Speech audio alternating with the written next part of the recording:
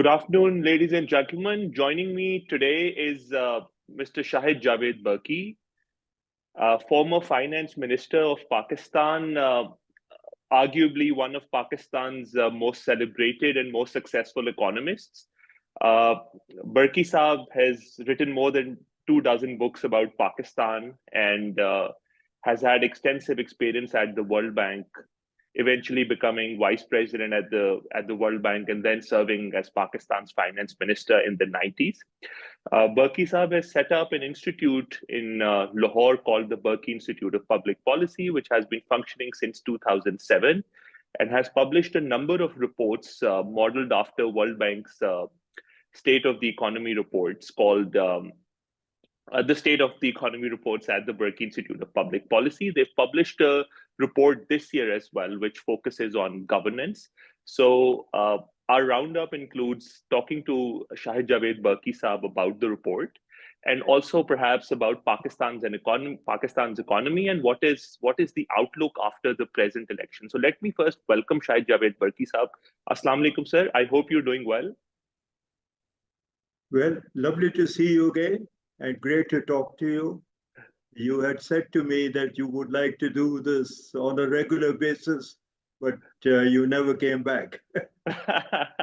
Yes, I'm in the US these days, and I've just started a PhD program, so got immersed in the program with. But I'd hopefully take out more time for it starting next year. I have started work, which will be published in my weekly column. You know, I do a column every Monday, comes out in Express Tribune. Yes. So I am doing a column which will come out in the next couple of weeks. This is on the policy priorities of the people who are now taking over the various administrations. So isme I can relate to 3 or 4 policy priorities. The first one is to have a fiscal system based on tough enforcement of tax laws. यहाँ पाकिस्तान में लोग taxes नहीं pay करते. They would rather spend it in restaurants and so on, and not give the government the money that they owe the government. मैं एक example देता हूँ आपको. Once my wife and I went to a store in Islamabad, and she was buying a lot of pashmina shawls. So the store was run by a Hindu who belongs to Sindh and smuggles pashmina from India. And फिर वो इस्लामाबाद ला के अपनी दुकान है उसकी बेचता है. तो इसने मेरी बीवी ने काफी पैसा खर्चा to buy these shawls as tofas, presents for people back home in Washington. तो मैंने इसको कहा देखो ये मेरी बेगम काफी पैसा लगा रही है, तुम पक्की रसीद देना. तो मुझे कहते हैं सर सुपर पक्की रसीद, but आपका ख्याल है कि मैंने टैक्स पे करना है, सवाल ही नहीं पैदा होता. And he said, go to any of the shops around here, उनसे पूछ लें, if they are honest, they will tell you that they don't pay tax. तो इस किस्म का अगर attitude हो towards the fiscal system, तो कहाँ से पैसे आएंगे गवर्नमेंट को to do the things that all governments must do? And one of the priorities of the governments that are taking office is female empowerment. My institution over here wrote a report on this. यहाँ औरतों की जो situation है बड़ी खराब है, and unless that is improved, our rate of growth of population will not come down. Bangladesh has given a very good example that if you have women employment, that affects the rate of fertility. इस वक्त Pakistan's population is 240 million. Bangladesh's population is 170 million. At the time Pakistan was born, when Bangladesh was a part of Pakistan, Bangladesh had more people than we had. So their situation has improved because women are employed in making of garments. And garment industry is very big in Bangladesh, and it has given independence to women. They can decide what kind of partners they want, how many children they want, and so on. वो हमारे यहाँ अभी ये चीज नहीं आई. So that has to be a top priority. So better management of the fiscal system, empowerment of women, and then training of the youth of Pakistan in performing basic services that are in demand outside the country.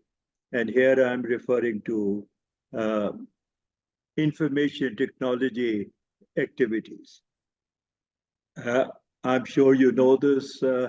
Pakistan has one of the youngest populations in the world. Yes. हमारी जो median age है, median age is the age below which 50% of the population is, and the remaining 50% is above that age. Pakistan has one of the lowest median ages in the world, 20.4 years, which means that 120 million people are below the age of 20.4. इन बच्चों को, लड़कियों को, लड़कों को, we must give them proper education and give them training so that they can begin to participate in modern technology, not only for use in the country, but also for export. So these are some of the priorities that I will push on the new people who are coming to power. Sir, thank you for a very elaborate answer. And this sounds like very exciting work that you're beginning to do. My idea for this interview is that, you've done very extensive work on Pakistan's economies, perhaps in the last 5 decades.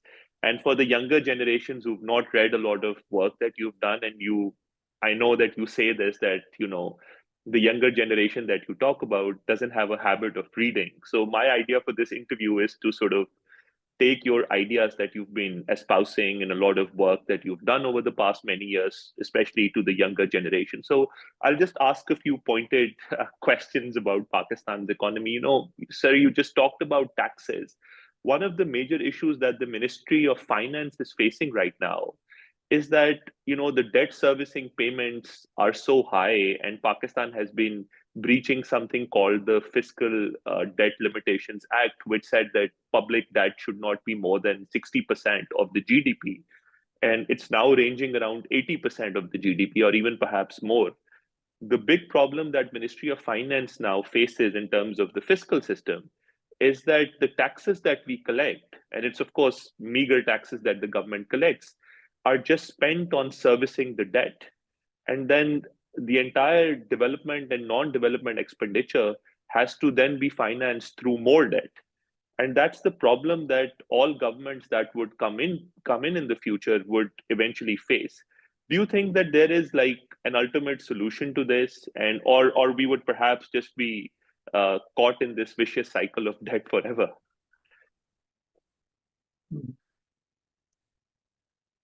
I agree with you.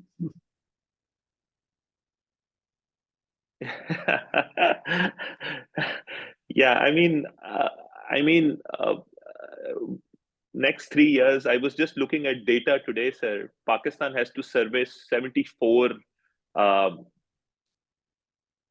just in the next 3 months, I think $24 million of debt payments. We have to 24 billion Pakistani rupees of payments we have to make, and in the next 3 years, we're making 74 billion rupees of payments just to IMF. And देखो, My view is that proper economic management, and it should begin with uh, a major change in the fiscal system and make people take the tax system seriously and not avoid जिस तरह ये दुकान वाला मुझे कह रहा था कि कोई नहीं पे करता. So uh, it is quite reasonable to expect that within about 4 to 5 years, Pakistan can achieve a sustainable rate of growth of 6 to 7% a year, which would bring it to the level that East Asian miracle economies achieved over a very long period of time. But that would mean, are you familiar with Harrod-Domar model? Yes, sir. Yes. Harrod-Domar is a very simple model. You divide the rate of investment by something called ICOR, incremental capital output ratio. मेरा ख्याल है कि पाकिस्तान का incremental capital output ratio is around 4. So to achieve a 6% rate of growth, multiply 6 by 4, you need an investment rate of about 24% of GDP. Is वक्त investment rate is around half of that. So that has to be increased, and the only way it can be increased is to give people absolutely no choice but to pay taxes and increase the revenues of the government. And second is get people to spend money on things that would improve their own situation and that of the economy. मैं पाकिस्तान जब आता हूँ तो मैं देखता हूँ कि if I travel on Lahore Islamabad motorway, every third car is an expensive SUV. So people are spending on luxury goods. People are spending on themselves. They are not spending on investing in the future of their own children or improving the lot of the economy. And this thing needs to be done. Sir, a quick question about that too. I don't know if you've heard this, but this was really debated in the media when Miftah Ismail became finance minister. He said that since Pakistan is an import-driven economy, and much of what we produce is basically produced through imported energy, the economy begins to heat up if we move higher than 4% of annual growth rate. And essentially, what that means is that any additional growth contributes more to deficits than they contribute to the economy. And he believes that that's the reason why we have twin deficits. We firstly have budget deficits, and then budget deficits given to the current account deficit. Do you think that that's like, I mean, that's a good excuse to sort of not grow and stay at or beneath the 4% level to sort of not have depletion of foreign exchange reserves and expanding current account deficits? देखें, tax to GDP ratio is very low in Pakistan. We are a very corrupt society.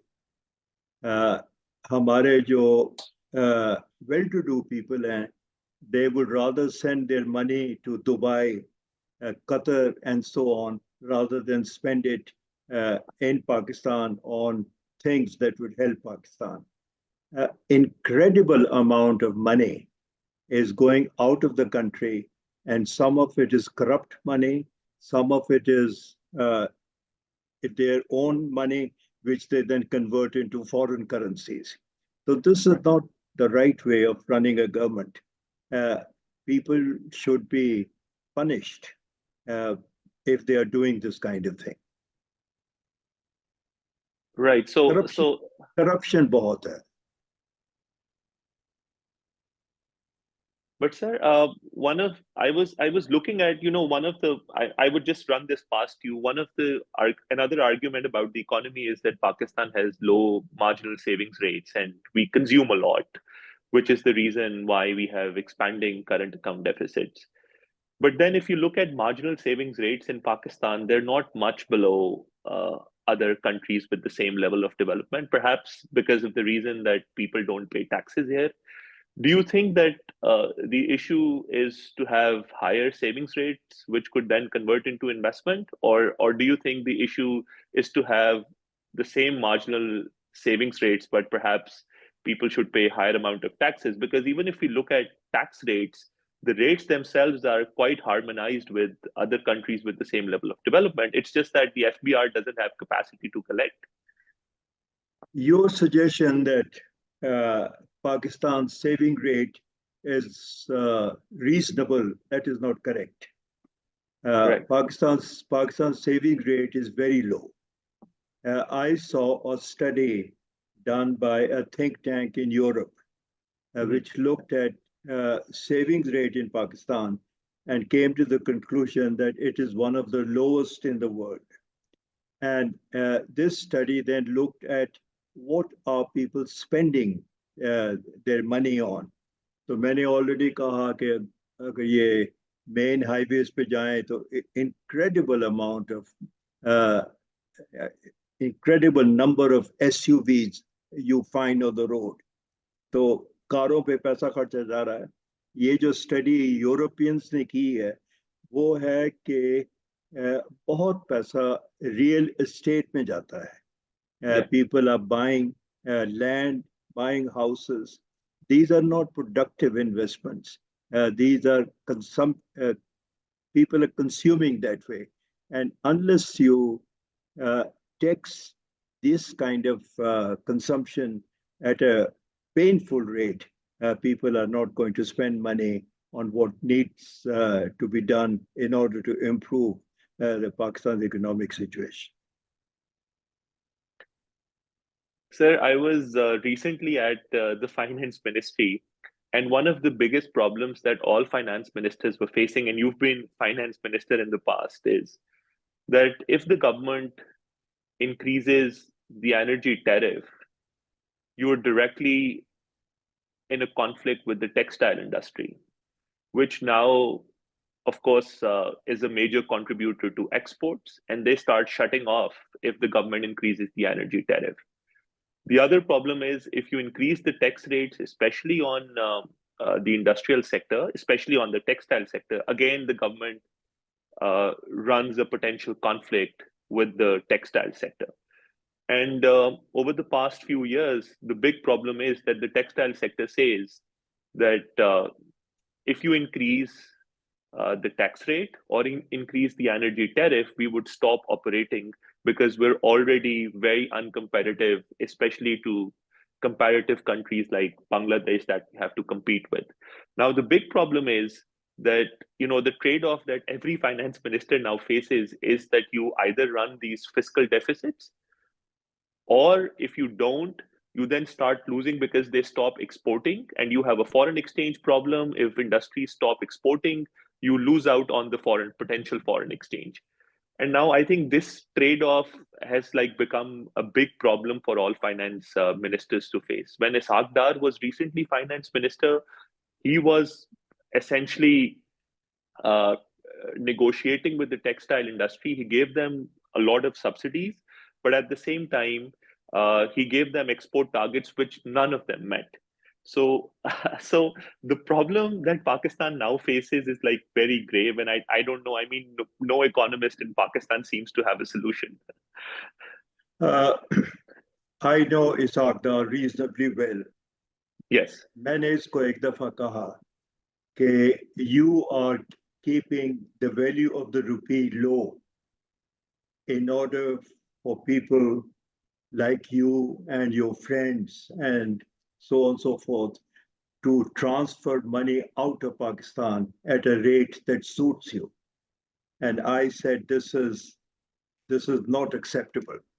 So mujhe kehta hai, I don't like this comment. And I said, this comment was made not for you to like it, but this is what is happening in this country. I think he's still a great believer of an overvalued exchange rate, especially vis-a-vis the US dollar. And he talks about something called the real effective exchange rate. And the rear, everywhere across the world, the rear has become extremely unpopular because it's not a great indicator of the real price of a foreign currency.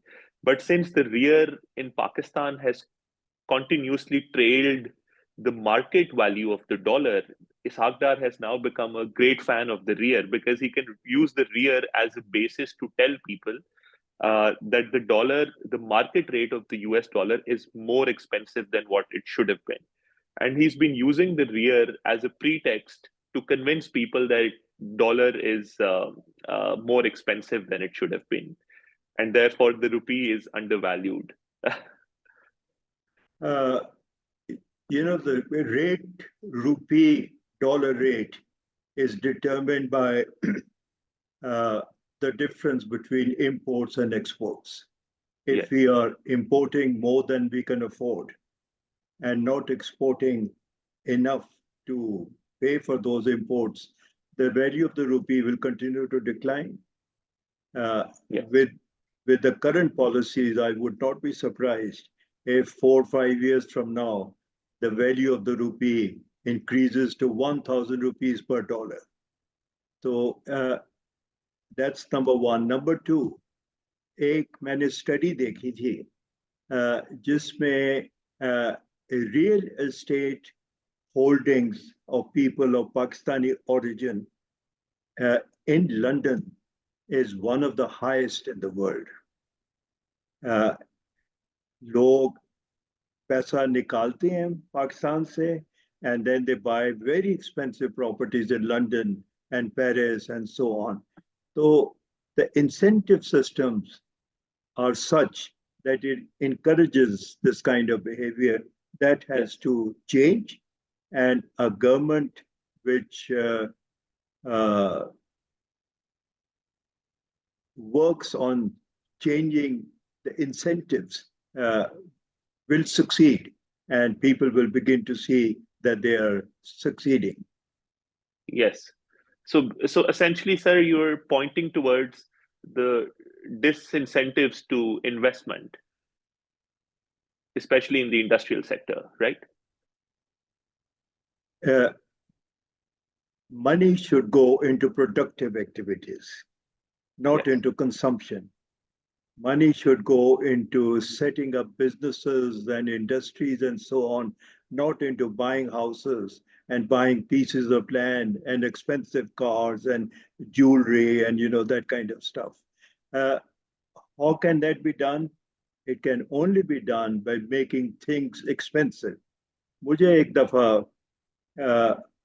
a young man who was with me at the World Bank and was the son of a very high level official. मुझे वो बताने लगा, he said, I went to a house that my father had built in Islamabad.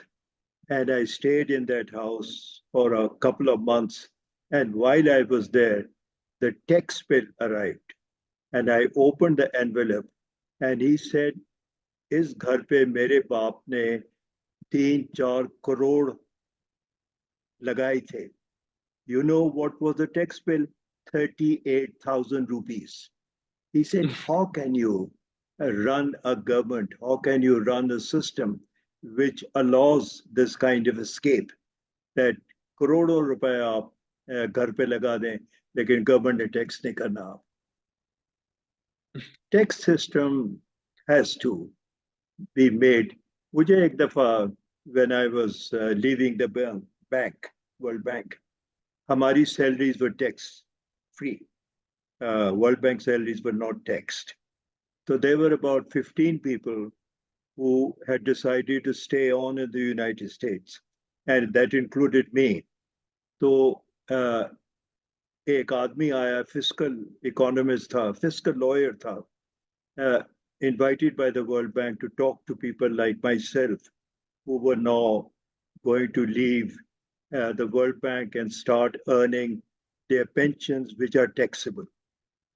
तो वो कहने लगा कि the moment you step out of this building, there is an institution, an American institution called IRS, Internal Revenue Service.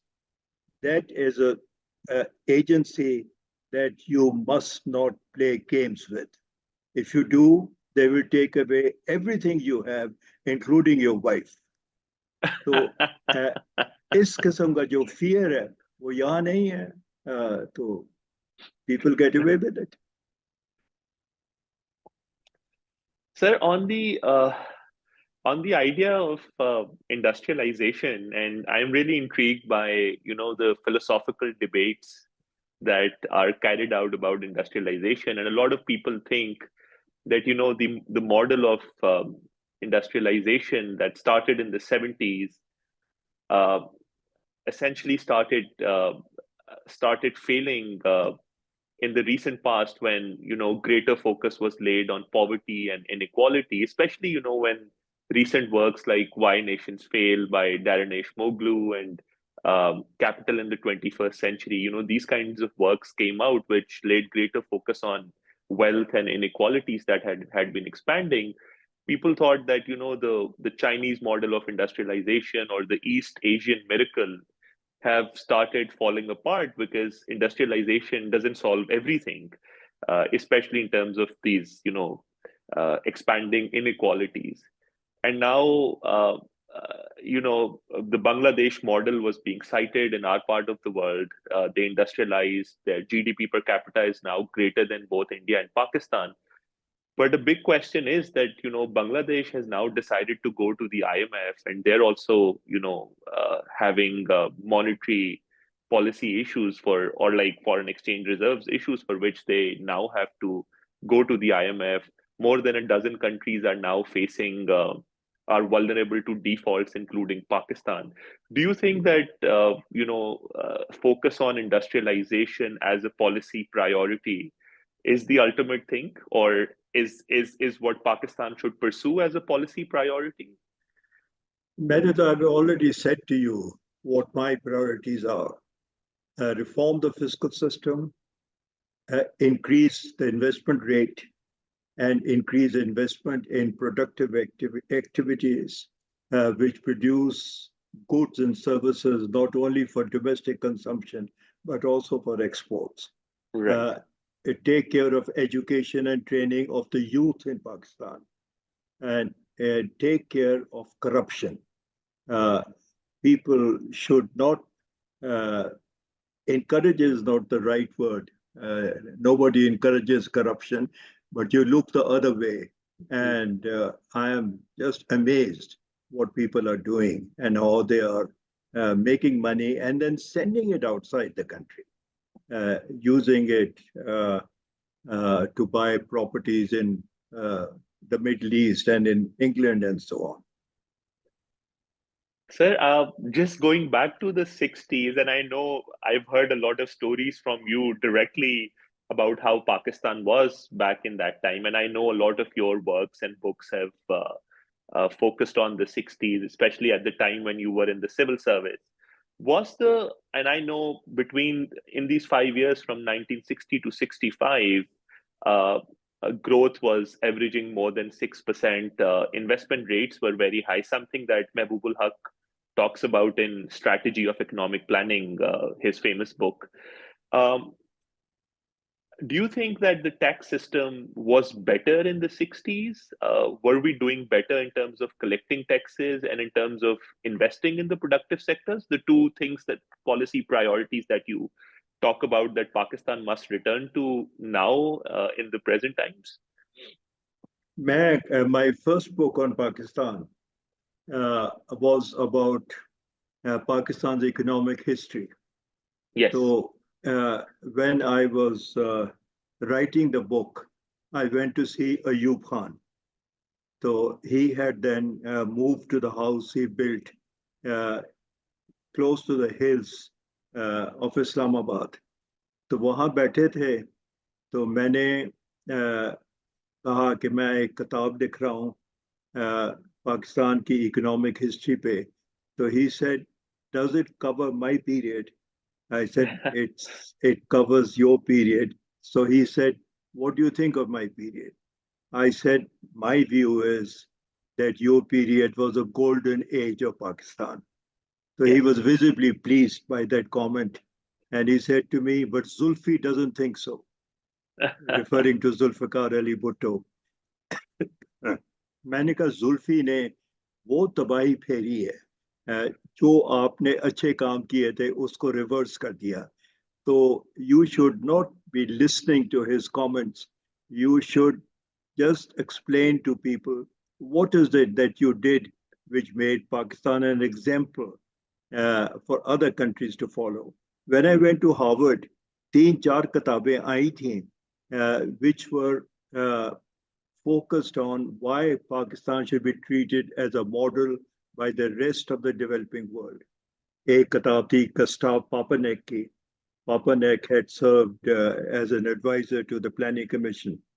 तो अयूब खान मुझे कहने लगे कि when I had taken over the government, I got a team sent to Pakistan and to India to ask me and ask Prime Minister Nehru, what is it that the United States could do for these two countries? Yes. तो कहते हैं मैंने कहा कि I am not a dictator. I want to follow the advice of experts, which means that I want to build a very strong planning commission. लेकिन हमारे पास economists नहीं है तो आप हमें help करें to get economists, which led to this agreement between Pakistan and Development Advisory Service of Harvard University, जिसके वो member Papanek वगैरह थे. Harvard Advisory Group was called the Harvard Advisory Group. Development Advisory Group, DAS. I worked for them also when I went to Harvard. तो कहते हैं then they went to India. तो नेहरू ने कहा कि they told Nehru that this is what Ayub had said. So Nehru said it doesn't take very long to produce economists. It takes very long to produce technically qualified people. So you set up 4 institutions like MIT in Massachusetts. And so he said they invested in those.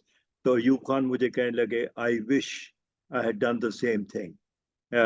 Economists like you, zyada deer nahi lagti, lekin institutions like MIT have changed the face of India. Hamare yahan technology has not entered the mainstream. चलिए अभी that's अब मेरा गला लग रहा है बोल के तो we should conclude. Okay, sir.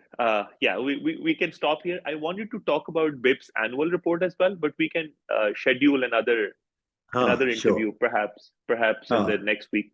Thank you so much for joining, sir, and it was a pleasure, like always. Nice to see you again. You are looking good. Thank you so much, sir. Okay. Yeah, right. Thank you.